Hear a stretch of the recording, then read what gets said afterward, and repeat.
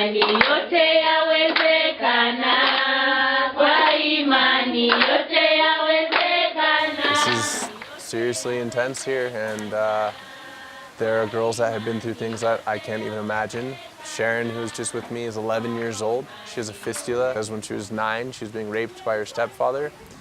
And she came to gyno care and was surgically repaired and went home and returned shortly after, again with injuries. And that time her mom said she's not safe at home. So she stayed here. And she's not an exception, she's not a crazy example. She is a regular girl and a regular story here. And it's sad, but it's also pretty amazing that she's doing well.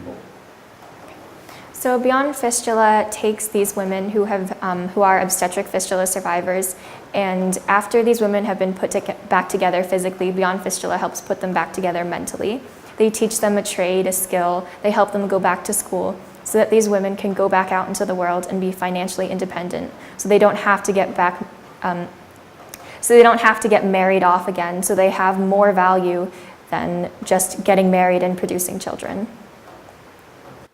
Not to negate completely the problems that some of my peers might go through, because they have their own struggles as well and everyone is different, but I just want to share with them that if there are women halfway across the world who have endured an obstetric fistula, who have endured circumcision or abuse, who can still somehow pick themselves up and go on to accomplish great things, then to my friends, these are definitely first world problems and you can do the same.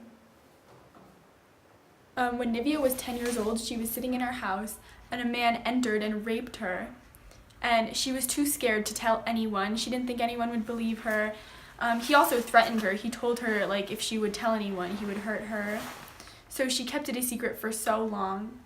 And when she was pregnant, she had to tell her parents. And her parents told the police, but the guy ran away, so they could never find him. So she had to live. She was pregnant, and then when she gave birth, she had a fistula. The baby did not survive. And living with a fistula is so difficult, especially at such a young age. You're in a classroom with all the kids, and they're so disgusted by you. They don't see you as a human. They just smell you. They don't want to be around you. They throw things at you. They treat you like you're nothing, like you're garbage. And this is how Nivea and many of these women felt throughout their entire lives until they finally got repaired and came to Beyond Fistula and got educated and now is like making a life out of themselves. Nivea is now studying business and her future is so bright. She is so excited to be alive and be here and studying. Okay, at times I just think that by then at times I think that I should kill myself so that I don't live anymore. Because, okay, in the community you are the only one person having fistula. Many of these women have told us that they wanted to commit suicide multiple times, and because of this organization, they are alive and they are happy and they are living their lives and succeeding. So the women at Beyond Fistula, you guys have just been through so much, and some of the stories that I've heard, like, I've never knew that stuff like that happened in other places and that you guys had to experience such horrors, and what this organization is doing changes lives. There's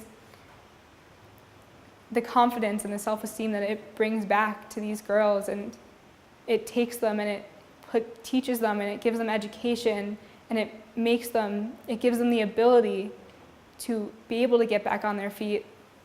Like, it's such a necessity. Like, we need to be doing more. Like, we need to be doing more of this. These women are shunned and pushed out of their family, and if they were in a relationship or had a husband, they're pushed out of it or abused and being taken advantage of. And it really destroys basically their entire life because they're unable to get an education or do anything that they aspire to do in the future or like at the present. So these women are basically forced to be by themselves without any access to education because no one wants to be in the same room as them. And basically what Beyond Fistula does is that we basically bring in these women and try and teach them like business skills or sewing or something that they're really interested in, and also help them earn back their self-confidence, which is, in my opinion, the most important thing about the program is that we're able to help these women gain their confidence back, which is a really big part of their lives because your confidence can pretty much bring you or help you do anything.